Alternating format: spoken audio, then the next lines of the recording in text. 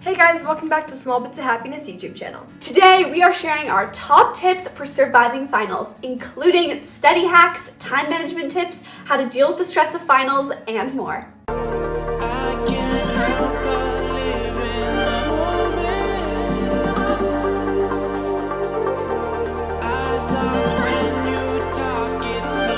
Depending where you are, the warm weather is finally here or it's coming, and summer is on the horizon. But there is one major thing that's standing between us and freedom: finals. I get it. There is so much information to review, and it's so easy to get stressed out and overwhelmed, and on top of that, we're preparing to summer mode, and we don't really want to do that much work or review. Today, we're sharing our final survival guide, so that way we don't need to be dreading and stressing every single moment until school is out. Also, make sure to stay till the end of the video to hear how Mercedes and I are studying for finals this year. 1. Schedule your studying. Since there is a lot of content to review, and oftentimes this is multiplied by multiple classes, we definitely shouldn't be leaving our studying until the last minute. Cramming has definitely been proven to not be the most effective study strategy. Instead, as soon as you receive your exam schedule, create a study schedule. For me personally, I like to take every unit from a given course and give myself 2 days to relearn and review that unit,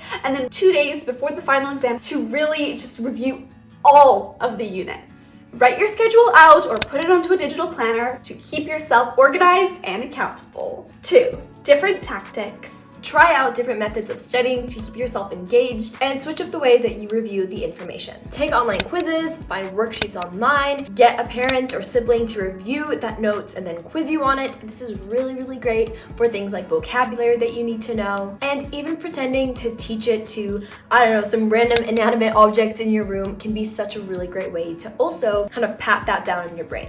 Also, go to a study group. If your teacher offers it, make sure you go, because it's a really great way to make sure that you're on the same page and you actually know what to expect and what material is going to be on that test. Studying with different methods can keep things exciting for us, or at least as exciting as studying can get.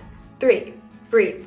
I know a lot of people struggle with test anxiety or even just getting a totally blank mind when you sit down to write your exam, regardless of how much you've studied. Here's a hack that has really helped me out. So when you breathe, oxygen goes to your brain, and the more you breathe in, the more oxygen goes into your brain. That helps you calm down as well as think clearer. So if you're feeling really stressed out when you sit down to write your exam, picture the box that's on the screen right now, or even draw your own version of the box and try to box breathe for a couple of minutes. There's just no point in rushing through a test when you're stressed out, because this definitely will not result in your best possible results. In fact, Navy SEALs use this box breathing tactic when they're stressed and in high pressure situations, so it's a good trick to give a go. 4. Motivate. Be your own cheerleader. Motivate yourself to study by giving yourself a little reward for maybe every hour or 2 hours you get done. So maybe at school you were studying all day and you were really focused, so when you come home you can spend 30 minutes to watch your favorite show, or you can set a timer and scroll on your phone for 10 minutes. Or after an exam, what I personally love to do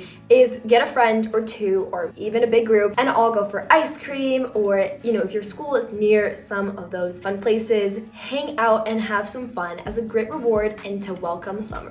5. Keep it broad. So this is a hack Anastasia and I's teachers both have shared with us over the many years that we've been in school. This is something that we've carried with us, and that is that since while teachers are putting together finals, or if you're doing like a state or a provincial test, all of this is testing multiple months worth of content on one exam. Meaning that finals will typically be testing broader knowledge rather than the super specific nitty-gritty details that a quiz or that a test might be testing your knowledge on. So that means that while you're studying, don't spend too much time reviewing those very specific details. Rather, make sure that you have a comprehensive understanding of the concept. Also, a lot of the times, finals will test application of the content to a real life scenario, so be sure that you're comfortable enough with the content that you could explain it to another friend or to a classmate, and that you could think of a number of different real life examples where this would apply.